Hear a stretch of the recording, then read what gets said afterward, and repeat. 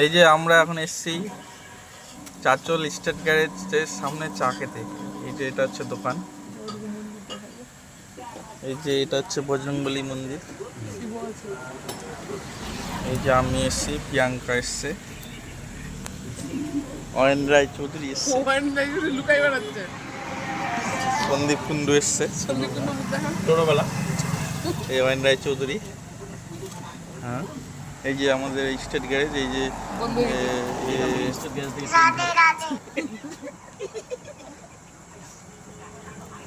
দূরপাল্লা, এই যে এদিক দিয়ে চাচল স্ট্যান্ড যাই, এদিক